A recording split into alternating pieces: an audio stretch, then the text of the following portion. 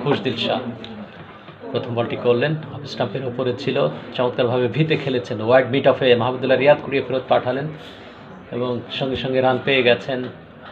পারভেজ হোসেন ইমনের ব্যাট থেকে আসলো আরও একটি রান। ইমন পৌঁছে গেলেন ব্যক্তিগত 7 রানে। দলীয় রান বাড়ল, দলীয় রান এই মুহূর্তে 15।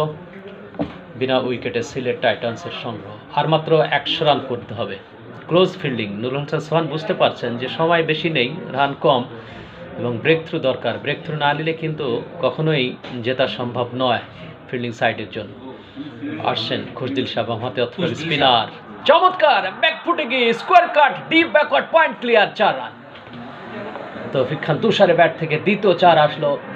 তুষার পৌঁছে গেলেন ব্যক্তিগত 11 রানে। খুশদিল শাহ ছিলেন এক্ষেত্রে বোলার, বামহাতে অর্থোডক্স স্পিনার। খুশদিল শাহ আজকে 24 বলে 30 রান করেছিলেন। ব্যাটাররা মনে মনে কি তাই ভাবছেন যে তুমি যদি রান করতে পারো আমি কেন পারবো না। মাহমুদুল্লাহ রিয়াদ তিনি খুশদিল শাহর কাছে এসে কিছু একটা বলে দিয়ে গেলেন, একটা টিপস দিয়ে গেলেন। তিনি তৌফিক খান তুষার সম্পর্কে জানেন, যেহেতু লোকাল ক্রিকেটার। তৌফিক খান তুষার তার শক্তিমত্তা কোথায় রয়েছে, দুর্বলতা কোথায়, হয়তো সেটাই বলে গেছেন। এবার স্টেপ আউট করে অন সাইডে স্লগ করে দিয়েছিলেন। আন্ডার এজ হয়েছে, শর্ট মিড উইকেটে কাইল মেয়ার্স রয়েছেন, রান পাবেন না। ডট বল ভালো, আমি বলবো যে মাহমুদুল্লাহ টোটকা কাজে লেগেছে কিনা, হয়তো বা তাই।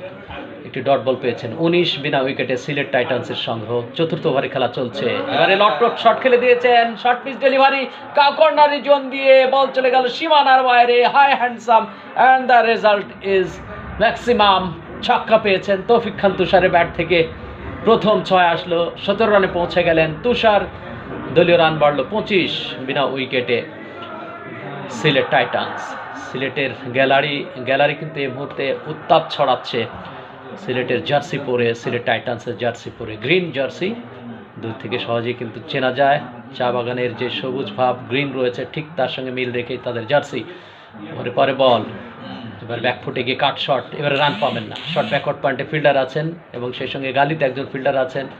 কাভার পয়েন্ট এবং এক্সট্রা কাভার, এই 4 জন ফিল্ডার কিন্তু খুব কাছাকাছি রাখা হয়েছে। অ্যাকর্ডিং টু ফিল্ড বল করতে পারেনি। আগের 2টি বল অন্তত খুশদিল শাহর দিকে তাকালেই বোঝা যায়, ফিল্ডিং সেট আপের দিকে। এবারে অফ স্টাম্পের উপরে অনেকটা ইয়র্কার লেংথ ডেলিভারি, অনেকটা আমি বলবো যে সুইপ শট খেলতে চেয়েছিলেন, স্লগ সুইপ। ভাগ্য সুপ্রসন্ন, উইকেট রক্ষক গ্যাদার করেছেন। ডট বলে ওভারের সমাপ্তি ঘটল। 4 ওভারে খেলা শেষ। সিলেটের সংগ্রহ 25 বিনা উইকেটে। রংপুর রাইডার্স 4 ওভার শেষে 19 রান করেছিল। বিনিময়ে তা নিলেন হয়তোবা।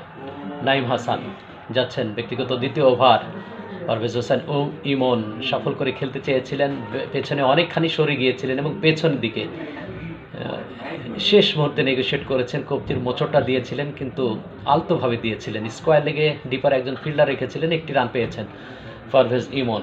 একটু স্লো মোশনে ব্যাট করছেন পারভেজ হোসেন ইমন। তার হাতে কিন্তু যথেষ্ট স্ট্রোক রয়েছে। 12 বল থেকে 9 রান। তৌফিক খান তুষার 13 বল থেকে 17 রানে অপরাজিত রয়েছেন। ছক্কা হাঁকিয়েছেন একটি, 4 ছিল 2টি। প্রস্তুত তৌফিক খান তুষার। নাইম হাসান যাচ্ছেন, এবারে অফ স্টাম্পের বাইরে ফুল লেন্থে ডেলিভারি, টার্ন ছিল, উইথ টার্ন অন সাইডে কবজির মোচড়ে ফ্লিক শট খেলেছেন। রোল অফ দ্য রিস্ট, একটি রান খুব কুইকলি কমপ্লিট করলেন। নন স্ট্রাইক এন্ডে অবশ্য আন্ডারআর্ম থ্রো করে উইকেট ভাঙতে চেয়েছিলেন, কিন্তু ব্যাকআপ ফিল্ডার এবার আর ভুল করেননি, খুব কাছাকাছি ছিলেন। কাইল মেয়ার্স ঘুরে ফেরত পাঠালেন, বাড়তি কোনো রান নয়। একটি রান পেয়েছেন তৌফিক খান তুষার এই মুহূর্তে পৌঁছে গেছেন 18 রানে। বামহাতি ব্যাটার পারভেজ হোসেন ইমন 9 রানে অপরাজিত রয়েছেন। অফসাইডে 2, 4, 5 জন, অনসাইডে 4 জন ফিল্ডার এই মুহূর্তে। অফসাইডে গালি point, cover point, extra cover এবং লং অফ। ইমন স্লগ করেছেন। আবেদন জোরালো আবেদন ছিল, কিন্তু সেই আবেদনে কর্ণপাত করলেন না আম্পায়ার। পারভেজ হোসেন ইমন তিনি অ্যাটাক করার চেষ্টা করছেন নাইম হাসানকে। একটা মনস্তাত্ত্বিক লড়াই কিন্তু চলছে আমার মনে হয় ইমন এবং নাইম হাসানের মধ্যে। দুজনেই কিন্তু লোকাল ক্রিকেটার। এবার ডাউন দ্য লেগ, অনেকখানি বাইরে ছিল, কিন্তু পারভেজ হোসেন ইমন সামনে পায়ে ভর করে হাঁটু গেড়ে আড়াআড়ি ব্যাটে তিনি লফটেড খেলতে চেয়েছিলেন, সার্কেল আউট করে। শর্ট মিড উইকেটে যদিও রয়েছেন একজন কাইল মেয়ার্স রয়েছেন সার্কেলের মধ্যে, তার মাথার মধ্যে খেলতে চেয়েছিলেন কিন্তু পারেননি, বিট হয়েছেন।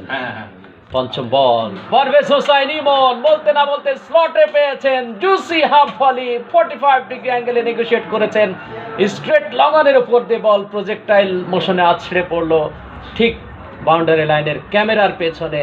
বিশাল ছক্কা, পারভেজ হোসেন ইমনের ব্যাট থেকে প্রথম ছক্কা, ইমন পৌঁছে গেলেন ব্যক্তিগত 15 রানে 15 বল থেকে। দারুণ দেখার মতো একটা ছক্কা, এই ছক্কাটাই ট্রাই করছিলেন পারভেজ হোসেন ইমন, সামনে পেয়ে ভর করে একেবারে হাফ ভলি করে নিয়ে খেলেছিলেন। পরে বল ব্যাকফুটে গিয়ে চমৎকার স্কোয়ার কাট, ডিপ পয়েন্ট দিয়ে সীমানার বাইরে, cover point, in fact 2 fielders, in between 2 fielders, দেখার মতো। কোনো ফিল্ডার চেষ্টা করলেন না, কারণ তাদের নাগালের বাইরে ছিল। আরও 4টি রান ইমনের ব্যাট থেকে, পরপর 2টি আমরা স্কোরিং শট দেখলাম, একটি ছক্কা, একটি 4। 5 ওভারে খেলা শেষ হলো। 5 ওভার শেষে সিলেট টাইটান্সের সংগ্রহ 37 বিনা উইকেটে। 5 ওভার শেষে রংপুর রাইডার্স করেছিল 31, 3 উইকেটে।